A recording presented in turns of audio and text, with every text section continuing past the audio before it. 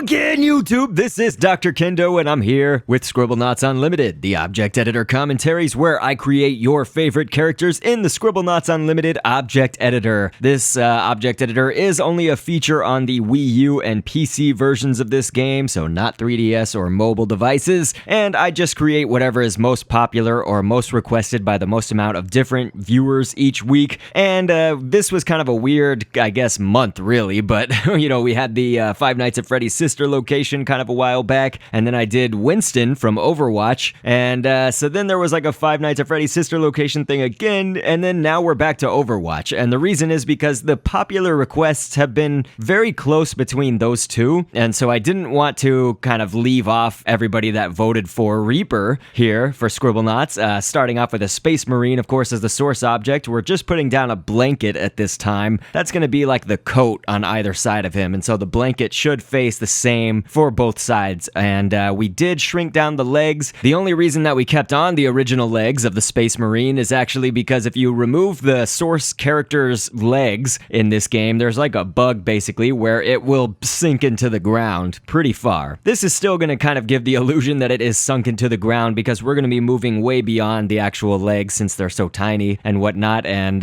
you'll see in a second. Anyway, I'm placing down an EMP grenade 3 times. These are going to be some of the cartridges that are down on the belt near kind of the waist, I guess, for Reaper. And I'm typing in receiver glove because this is going to be for the hands, at least one section of the hands right now. But hopefully you also notice that on the Space Marine arms right there, I do have a horn, actually 2 horns on each arm. So that would of course be the animal horn and not like the French horn or bicycle horn or anything like that. Combat boots is what we've just added, twice of course for both feet, and that would be right below a golem's thigh piece, and I just added in a golem shoulder piece, so golem is what you get for both of those. And I'm going to type in Fang right now, and we're going to kind of go with this semi-long and involved process, but I'll try to make it go real fast for you. Basically, the Fang is going to be for claws on the end of his fingers here on these receiver gloves. We did just put the receiver gloves behind the arms of the Space Marine, so it's like that, I guess, square-ish type shape that's on the back side of his palm, you know, on the side of the hand that we can see. Well, that's like the Space Marine's hand, you know, in Scribblenauts. But anyway, we are making these fangs for the claws. Basically, you just increase the size of them to get them off of the grid. We'll get to that in a second, but hopefully you just noticed the stamp limit was reached, and so this means that we cannot place any more things down. I'll talk about that in just a moment, but you can see a lot of things are going on right now, so I have to keep saying, I'll talk about it soon. But you notice that, you know, we were making the claw really big and then really small, really big, really small, because you basically have to size it up to be able to move it off of the grid. You know, everything in Scribblenauts is placed on a grid of the character, like the head, the arm, the torso, the legs, you know, whatever it may be. So you got to make it really big if you want to go too far off of that grid piece. And the stamp limit basically just means, you know, everything in Scribblenauts that you place to create your character, you know, any object that you use to make your main object overall, that's a stamp or a stamp piece. And so Scribblenauts Unlimited, while it is called that, it is limited in the amount of stamp space that you can use. But usually right here, I read background information and fun facts since we're doing kind of the properties editor stuff and scripting. And Reaper, of course, is a deadly mercenary character in Overwatch who can move around the battlefield like a ghost on command. He's an offense hero in the game, pretty effective at close range, and is great at ambushing or making a quick hit and run kind of attack by using his movement abilities to slip back into the shadows. We're scripting him here in Scribblenauts to have a behavior basically set to use guns because I specifically will want him to autonomously pick up a shotgun a little bit later on. And then in the scripting section here, I'll be setting the usual script that I do where this object will add the adjective of brave or fearless, same thing, whenever it loses or gains health. But then we'll also go ahead and add in a second script. Again, whenever this object loses or gains health, then it will add an adjective of smoking. Then it will wait 180 frames, and then it will remove the adjective of smoking. That script will mostly be like his Wraith form, perhaps, within the confines of Scribblenauts Unlimited, of course, or like a Shadow Step without the teleporting. Basically, it's just gonna make him look all smoky for a short amount of time. And one thing that I'm noticing actually is here on the other arm that's kind of further away from us, it would be his left arm to our right, I'm gonna actually replace these 2 horns over there with Fang because this is a little bit more like he has on one side, you know, his 2 sort of fang-shaped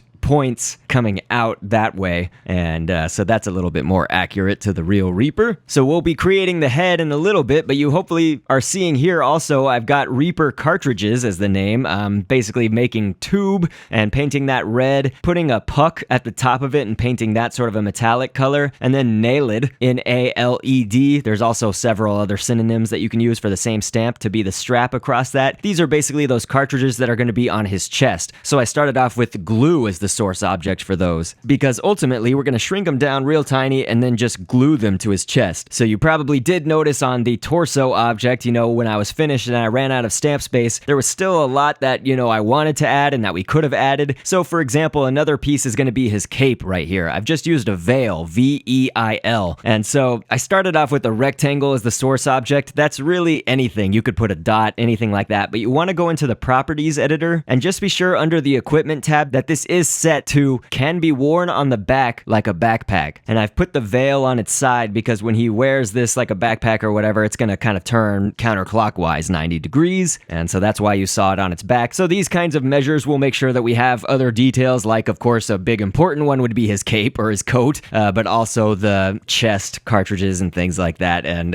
honestly, there are some belts and things that I wish we could have added, but again, stamp space limitations. But we started off with the hood as the source object, and obviously that's not hood the place, that is hood for clothing. And I've put down a triceratops, just kind of take that upper leg piece in the back leg and put that at the top here for his forehead, basically, of the skull. And within that, we're going to have a rhino upper leg piece. It's the front upper legs, and or like almost thighs. And then I'm going to do a pliosaurus and take this kind of middle back tail piece, and that's going to be kind of for the bulk of, I guess, the lower parts of his skull right here. And then I'm going to go with the triceratops once again and just take the furthest back piece of its tail and do that twice, actually. One's going to be the kind of skull color, but then the other one's going to be black for the nostrils, in essence, of the skull. And I thought doe was actually a perfect stamp. You could also go with utapam and put that as the eyes as well. I think the doe is a little bit more the shape that we're going to want, and just adjust that, make them pretty small, of course, and paint it almost black right there. And then I'm going to go with the golem's thigh piece. We did use this for Reaper's thighs earlier, but this is also going to double basically as, you could almost say it's like his neck or whatever in there that the skull is resting on top of. And then I'm going to go with octopus, this almost V-shaped tentacle piece of the octopus, an upper tentacle part kind of in the back for the octopus, and paint it like a dark metallic-y kind of color. Then we've got pimple. A pimple is going to be twice here on his forehead for these two little tiny dots, and squid upper tentacle piece. We're going to shrink that squid tentacle really tiny. It's going to be for these like scratches in his forehead right there amidst the little dots. And I'm going to name this, of course, Reaper Head. And so I'll give it some health just in case the head detaches from the body and we want it to live. But then in the properties editor under the equipment tab, you want to make sure it can be worn on the face like glasses, and that will put it basically, once we give it to our body object, it will put it in the right spot, at least we hope. So here you can see Reaper is actually a 4-piece object to make just one thing. So we've got the cape and the head and the little cartridges right there for the chest. So I will individually be putting all the pieces on. I'm going to put the glue cartridges on last, and they're actually upside down right now. There we go.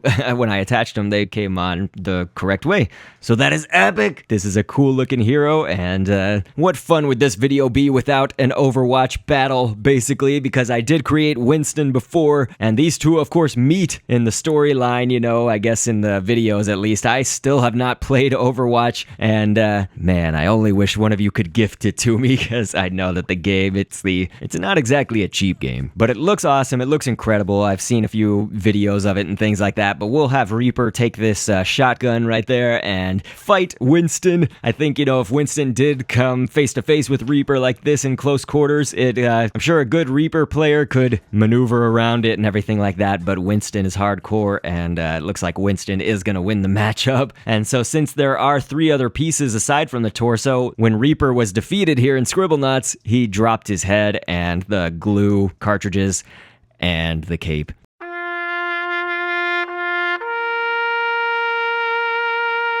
This level I also had Emmett from my Lego movie creation, so I just had him fight. I didn't even know that he was on the map too, so I'm putting him here for a fight against Reaper, and Reaper tore it apart. Totally won. But real fast, one adjustment that I did want to show, this looks a little bit better to me, I think, is actually making Reaper's cape be a cape rather than a veil. I was kind of looking at it, and this is a design choice I really just made at like the last second before uploading this video. So if you just type in cape, remove that veil. If you want it to be basically that the cape looks a little bit more close into his body, I think that that looks a little bit more accurate to the Overwatch Reaper. So hopefully you guys all made it to this part of the video to see that change. But this was awesome. I do want to warn anybody who just absolutely hates FNAF. I will be creating the ballerina animatronic pretty soon, so those of you that like it, be looking forward to that. Those of you that don't, sorry, you'll have an off week. But otherwise, I thank everybody for your support. It's so amazing to have you guys watching and saying these epic things in the comments section. I think I'm really fortunate to have a community that is very vocal with the positivity about these creations, you know, that I'm glad that I can hopefully entertain you guys, but really, you tell me that I help you in all things Scribblenauts, and I really enjoy that. There's no greater compliment to me. And so, of course,